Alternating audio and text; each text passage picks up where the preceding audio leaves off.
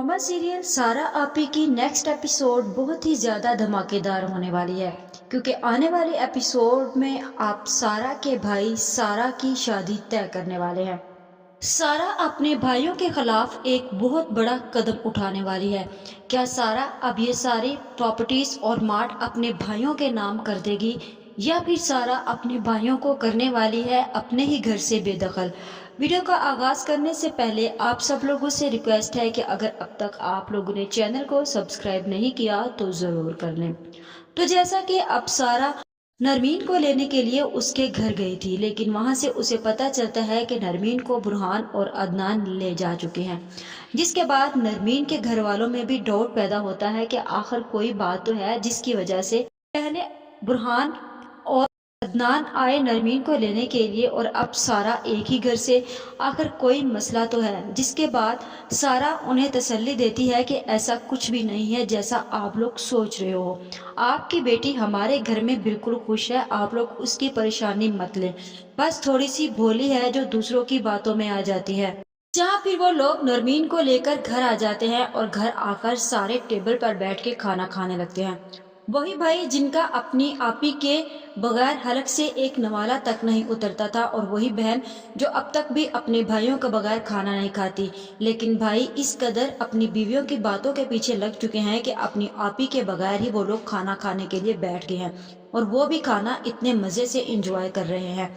ये सब कुछ हमना क्या किया हुआ है, और आकर हमना के साथ सारा बहुत ही बुरा करेगी कि हमना बहुत अच्छे तरीके से याद रखेगी कि उसने किस घर को तोड़ना चाहा था। तो सब लोग बहुत ही खुशी के साथ टेबल पर बैठे खाना खा रहे होते हैं। उन्हें इस बात का अंदाजा ही नहीं है कि सारा नरमीन को लेने के लिए उसके घर जा चुकी है। जिसके बाद अब सारा जैसे ही घर दाखिल होती है तो देखती क्या है कि उसके भाई उसके बगैर ही टेबल पर बैठे खाना खा रहे हैं। वो तो मेरे बगैर अपने हलक से एक नवाला तक नहीं उतारते थे, और आज उन्हें मेरी गैर मौजूदगी का एहसास तक भी ना हुआ। अभी सारा वहां पर खड़ी होती है कि बुरहान सबसे बोल रहा होता है कि आप लोग आपी के लव डायरेक्शन के लिए तैयार रहना, क्योंकि आज हमने जो किया है वो बहुत ही ज्यादा आपी के अगेंस्ट जाकर किया है। क्योंकि आपी ने अदनान को नरमीन को उसके घर छोड़ने के लिए बोला था, और हम उसे वहां से ले आए हैं, और ये बात आपी को हरगिज भी पसंद नहीं होगी। हानिया उन सबको समझाने की कोशिश करती है कि ये सब कुछ क्यों आप लोग उसके साथ कर रहे हो, वो भी उस औरत के साथ जो आप लोगों की मोहसन है, जिसका ये घर है, जिसने अपनी जिंदगी कुर्बान कर दी, अपनी उम्र कुर्बान कर दी आप लोगों को यहाँ पर पहुँचाने के लिए। आप लोग क्यों सब भाई उसके खिलाफ बगावत पर उतर आए हो?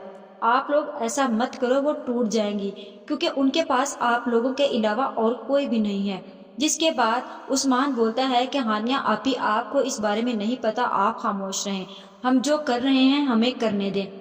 हानिया खामोश हो जाती है, और हानिया की नजर एकदम से दरवाजे पर पड़ती है तो देखती क्या है कि सारा खड़ी उनकी बातें सुन रहे होते हैं। हानिया एकदम से बोलती है कि आपी, और सारा गुस्से और खामोशी के साथ ऊपर चली जाती है और जाकर बहुत ही परेशान होती है कि आखिर उसके भाई उसके पीछे से इतनी ज्यादा सरगोशियां और बगावत पर उतर आए हैं कि उसे अंदाजा तक ही नहीं। उसे लगता है कि अब उसके भाई उसके सामने एक दीवार बनकर खड़े हो रहे हैं। वही भाई जो मेरी ढाल हुआ करते थे, अब वो मेरे सामने खड़े हो चुके हैं मुझे हराने के लिए, लेकिन मैं ऐसा नहीं करूंगी। सारा गुस्से में आती है और वकील को कॉल करती है, और वकील को बुलाकर सारे के सारे प्रॉपर्टीज के पेपर तैयार करवा लेती है। जहाँ फिर मुझे ऐसे ही लग रहा है कि हमना की नजर पड़ जाएगी, और हमना जाकर उस्मान से इस बारे में जिक्र करेगी कि सारा आपी ने घर पर किसी वकील को बुलाया हुआ है, और मुझे लग रहा है कि हो सकता है या तो वो हमारे सामने हार गई हैं, या हो सकता है कि वो हमारे सामने और भी मजबूत होने के लिए अपने नाम पर सारी की सारी प्रॉपर्टी करवा रही हूँ। जिसके बाद उस्मान बोलता है कि नहीं नहीं, आप ही ऐसा नहीं कर सकती, हम लोग उससे बात करेंगे। और अगले ही दिन जैसे ही सारे उठते हैं तो उस्मान अदनान और बुरहान को कॉल करके ये बता देता है कि आपी ने कल घर पे वकील को बुलाया था। जिसके बाद वो लोग सारे बाहर होटल पर मिलते हैं और चाय पीते हैं, और ये प्लानिंग करते हैं कि आपी का कोई ना कोई हल निकाला जाए। उस्मान इन सबको ये मशवरा देता है कि हमें लगता है कि आपी को एक साइकेट्रिस्ट की जरूरत है, क्योंकि आपको नहीं लगता कि उन्हें थोड़ा साइकी का मसला हो रहा है। ان کے خلاف کوئی بھی جاتا ہے تو وہ غصے میں آ جاتی ہیں۔ اس دن سے یہی کچھ تو ہو رہا ہے، ہم کچھ بھی آپی سے بات کرنے کی کوشش کرتے ہیں تو آپی ہم پر غصہ ہوتی ہے، اور اگر ہم ان کی بات نہیں مان رہے تو وہ بھی بہت زیادہ غصے میں آ جاتی ہیں اور ہائپر ہو جاتی ہیں۔ اسی لیے ہمیں لگتا ہے کہ آپی کو ایک سائیکیٹرسٹ کو دکھانا چاہیے۔ جس کے بعد عدنان کو عثمان کی یہ بات اچھی نہیں لگتی اور وہ اسے بولتا ہے کہ عثمان تم ایسا کیوں سوچ رہے ہو اور کیوں بات کو خامخواہ بڑھا رہے ہو، آخر کیوں تم ہمنا کے پیچھے لگ کر ایسی باتیں سوچ رہے ہو؟ آپی نے آج تک جو کچھ کیا ہے وہ سب ہمارے لیے ہی تو کیا ہے، اور انہوں نے اتنا بڑا بزنس اور گھر ایسے تو نہیں بنا لیا۔ اگر انہیں کوئی ایسا مسئلہ ہوتا تو ان کی طبیعت خراب رہتی، ایسا کچھ بھی نہیں ہے، یہ تم لوگوں کا وہم ہے۔ ہاں تم دوسرے آپشن کے بارے میں سوچ سکتے ہو، جو بات تم شادی کی کر رہے ہو، اگر ابھی بھی تم لوگ چاہتے ہو کہ آپی کی شادی ہو سکتی ہے، ان کی عمر ہے، تو اس بارے میں ہم سوچ سکتے ہیں۔ اور پھر یہ سارے بھائی یہی طے کرتے ہیں کہ آخر اب سارا آپی کی شادی کروائی جائے گی اور ان کے لیے رشتہ دیکھا جائے گا۔ جس کے بعد سارے گھر چلے جاتے ہیں اور جیسے ہی رات ہوتی ہے تو سارے اپنے کمرے میں موجود ہوتے ہیں۔ ہانیہ بہت ہی زیادہ پریشان ہوتی ہے۔ برہان ہانیہ سے بولتا ہے کہ دیکھو ہانیہ، تم اتنی پریشان کیوں ہو؟ آخر تم کیوں اتنا سٹریس لے رہی ہو؟ تمہیں ڈاکٹر نے منع کیا ہے اتنے زیادہ سٹریس سے، یہ نہ ہو کہ کل کو کوئی پرابلم ہو جائے۔ ہانیہ بولتی ہے کہ ہمارے گھر کا جو ماحول ہو چکا ہے، تمہیں کیا لگتا ہے کہ اس حالت میں کوئی خوش رہ سکتا ہے؟ یہ سب ماحول تم لوگوں نے خود ہی کریٹ کیا ہے، تم لوگ چاہو تو اسے ختم کر سکتے ہو۔ فرحان بولتا ہے کہ ہانیہ، اب میں یہ فیصلہ کر چکا ہوں کہ مجھے اپنی زندگی گھٹ گھٹ کر نہیں جینی، میں اپنی زندگی کو آزادی کے ساتھ جینا چاہتا ہوں۔ کل کو بیچ بازار میں یا کہیں میرے پاس پیسے ختم ہو جائیں گے تو کیا میں پھر سے آپی کے سامنے ہاتھ پھیلاؤں گا؟ پھر سے وہی بے عزتی اور ذلالت ہوگی؟ یاد نہیں اس دن ہمنا نے کیا کہا تھا؟ ہانیہ بولتی ہے کہ ہمنا کی کوئی بہت بڑی سازش ہے برہان، ورنہ ہمنا اس گھر میں جب سے آئی ہے اس گھر میں سب کچھ الٹ ہو رہا ہے، اس سے پہلے تو سب کچھ ٹھیک جا رہا تھا۔ جس کے بعد ہانیہ بولتی ہے کہ مجھے تم لوگوں کا ساتھ نہیں دینا۔ برہان بولتا ہے کہ ہانیہ تم اس بارے میں مت سوچو، اور نہ ہی تمہارے لیے ابھی اس بارے میں سوچنا بہتر ہے۔